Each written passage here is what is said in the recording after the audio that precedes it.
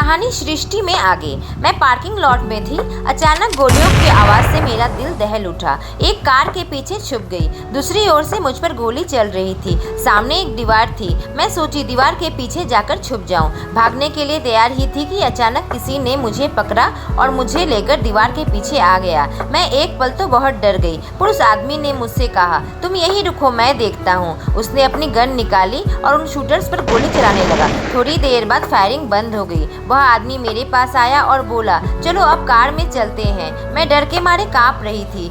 उस आदमी की करीब जाकर मैं हक करके रोने लगी। डर से मेरी सांसें बहुत तेज चल रही थी। मैंने कहा, मुझे बचा लो।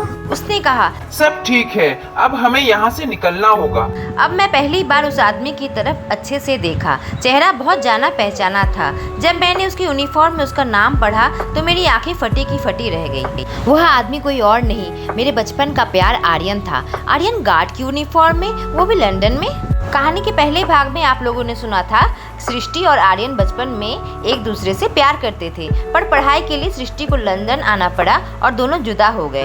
भाग 2। अब 7 साल बाद ऐसे मिले दोनों। सृष्टि अपनी पढ़ाई ऑक्सफोर्ड यूनिवर्सिटी से पूरी करके फ्यूचर रिसर्च सेंटर में अपना एक्सपेरिमेंट चला रही थी। इस दौरान उसने एक ऐसी चीज़ का आविष्कार कर लिया था जिससे फ्यूचर बदल सकता था। सृष्टि ने एक ऐसी डिवाइस बनाई थी जिससे सामने वाले इंसान के मन की बात हम जान सकते थे। अगर ऐसा डिवाइस पुलिस या कोर्ट के पास हो तो उसके जरिए कौन अपराधी है और कौन नहीं है जाना जा सकता था। रिसर्च अभी अपने लास्ट स्टेज में थी कि सृष्टि के पास धमकी आनी शुरू हो गई। अंडरवर्ल्ड वाले यह डिवाइस चाहते थे। ऐसी डिवाइस गलत लोगों के हाथों में पड़ गई तो बहुत ही मुसीबत आ सकती थी। सृष्टि, मेरी जान को खतरा देखकर मेरे माता पिता ने क्रिप्टो सिक्योरिटी सर्विस से बॉडीगार्ड मंगवाया था।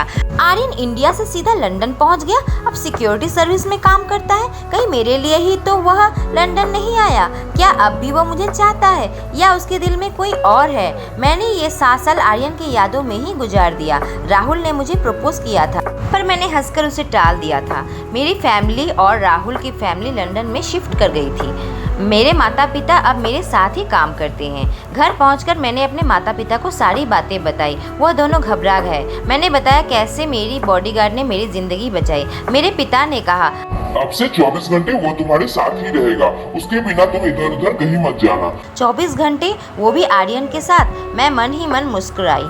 उसके बाद मैं आर्यन के पास गई। मैंने आर्यन से कहा, मेरे पेरेंट्स बोल रहे हैं कि 24 घंटे तुम्हें मेरे साथ रहना होगा। तुम्हें कोई दिक्कत तो नहीं है? आई मीन तुम्हारी फैमिली? उसने कहा, मेरी फैमिली तो इंडिया में है। मैंने कहा, मेरे कहने का मतलब है तुम्हारी वाइफ? उसने कहा, मैंने अभी तक शादी नहीं की है और तुम्हारी सिक्योरिटी मेरा जॉब है। 24 घंटे मैं अलर्ट रहूंगा। उधर पुलिस पता लगा रही थी कि आखिर हमला किसने करवाया मुझ पर। इधर आर्यन हर वक्त मेरे साथ था, एकदम अलर्ट। अगले दिन राहुल मेरे घर आया। राहुल ने मुझसे कहा, तुम मुझसे शादी कर लो। मैंने कहा, ये कैसी बातें कर रहे हो तुम? इधर मेरे ऊपर हमला हुआ और तुम शादी की बातें कर रहे हो? तभी तो कह रहा हूँ, मुझसे शादी करोगी तो मेरे प्रोटेक्शन में रहोगी। राहुल की इस बात से मुझे गुस्सा आया। मैंने कहा, मुझे तुम्हारी प्रोटेक्शन की कोई जरूरत नहीं है। मेरे पास अपना पर्सनल बॉडीगार्ड है। तभी आर्यन वहाँ पहुँचा। आर्यन को देखकर राहुल ने एक अजीब सी शक्ल बनाई, फिर अंदर मेरे पेरेंट्स से मिलने चला गया। उनमें क्या बात हुआ पता नहीं, पर मेरे पिता ने थोड़ी देर बाद मुझे बुलाया। उन्होंने कहा, राहुल तुमसे शादी करना चाहता है, हम तुम्हारा बॉडीगार्ड बदलना चाहते हैं। मैंने पूछा, ऐसा क्या हो गया अचानक? मुझ पर हमला हो रहा है और आप लोगों को मजाक लग रहा है क्या? मैं सोच में पड़ गई कि राहुल ने क्या बोला होगा। मेरे पिता ने कहा, यह आर्यन वही लड़का है ना तुम्हारे स्कूल का जो तुम्हारा बॉडीगार्ड है? अब मुझे समझ आया राहुल ने उन्हें क्या कहा होगा। राहुल मुझे पाने के लिए मेरी और आर्यन के बीच में आना चाहता है, पर मेरी और आर्यन के बीच में अब तक ऐसा कुछ भी नहीं हुआ। वह बस मेरी हिफाजत के लिए हर वक्त अलर्ट रहता है। मैंने अपने पेरेंट्स से कहा, जब तक उन लोगों का पता नहीं चल जाता जो मुझे मारना चाहते हैं, आर्यन मेरे साथ ही रहेगा। लगता है आप दोनों मुझे जिंदा नहीं देखना चाहते। यह कहकर मैं गुस्से से वहाँ से चली गई। अगली सुबह जब मैं लैब जाने के लिए तैयार थी, मुझे आर्यन कहीं नहीं दिखा। उसकी जगह एक और बॉडीगार्ड था। मेरे पिता ने कहा, राहुल ने इसे भेजा है तुम्हारी हिफाजत के लिए। मुझे बहुत ज्यादा गुस्सा आया। जब मैं रास्ते में थी मैंने देखा आज गाड़ी किसी और रास्ते से जा रही है। मैंने ड्राइवर से पूछा, ये कहाँ से ले जा रहे हो मुझे? ड्राइवर ने कहा, मैम बस हम पहुंच गए। थोड़ी देर बाद गाड़ी सिग्नल पर रुक गई। कोई मेरे गाड़ी के पास आया और गार्ड की तरफ गन दिखाया और मेरा हाथ पकड़कर मुझे गाड़ी से बाहर निकाल लिया।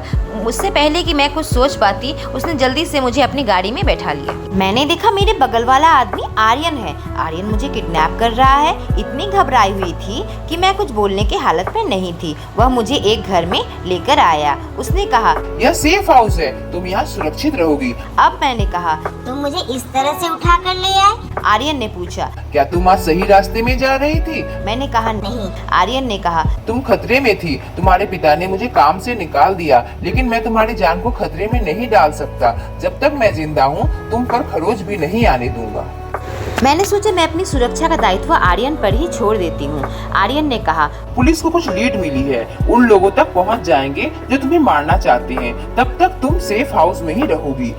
उसने मेरा फोन बंद कर दिया। थोड़ी देर बाद आर्यन ने मुझसे पूछा, तुम और राहुल साथ में हो क्या? मैंने कहा, राहुल मुझसे शादी करना चाहता है, पर मैंने उसे मना कर दिया। मैं राहुल से प्यार नहीं करती। एक बार ही मुझे प्यार हुआ था बचपन में। यह बात सुनकर आर्यन मेरा हाथ पकड़ लिया। हम दोनों एक दूसरे के एकदम करीब आ गए। अगले 2 दिन हम दोनों ने साथ में ही गुजारा। मेरी जिंदगी के सबसे खूबसूरत दिन। तीसरे दिन आर्यन के पास पुलिस का फोन आया कि उन हमलावरों का मास्टरमाइंड का पता लग चुका है। आर्यन ने कहा, तुम यहीं पर रुको, मैं आज ये किस्सा खत्म करके आ रहा हूँ और तुम्हारी हिफाजत के लिए बाहर 2 गार्ड भी लगाए हैं। तुम्हें डरने की कोई जरूरत नहीं है, तुम सुरक्षित हो। तुम अपना फोन ऑन कर लो और कोई जरूरत हुई तो मैं तुम्हें फोन करूँगा। आर्यन के जाने के बाद मेरे पास राहुल का फोन आया। राहुल ने कहा, कहाँ हो तुम? मैं तुमसे मिलने आ रहा हूँ। घर में सब लोग बहुत परेशान हैं। तुम्हारे माता पिता का रो रो कर बुरा हाल है। मैंने राहुल को अपना एड्रेस दे दिया। मुझे लगा आर्यन उन हमलावरों को संभाल लेगा तो मुझे अब घर चलना चाहिए। कुछ देर में मुझे बाहर गोलियों की आवाज आई। फिर राहुल अंदर पहुंचा। उसके हाथ में गन थी। मेरे पास पहुंचकर सीधे अपना गन मेरे सिर पर रख दिया। मैंने कहा, राहुल क्या कर रहे हो तुम? राहुल ने कहा, मुझे तुम्हारी वह डिवाइस बनाने का तरीका चाहिए। मैंने कहा, क्या कह रहे हो तुम? राहुल, जो तुम सुन रही हो, मुझे वो तरीका चाहिए अभी।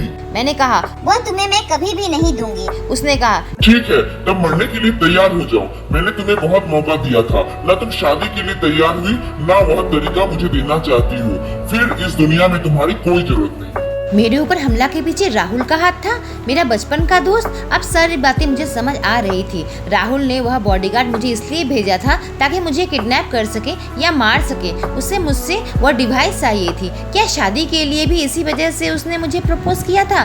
मैंने अपनी आंखें बंद कर ली। तभी गोली चली। गोली राहुल को लगी और आर्यन ने चलाई थी। आर्यन को देखते ही मैं उसकी ओर दौड़ पड़ी और उसकी बाहों से लिपट गई। आज फिर से उसने मेरी जान बचाई। आज मेरी डिवाइस के लॉन्च के सक्सेस के बाद मैं पार्टी में गई थी।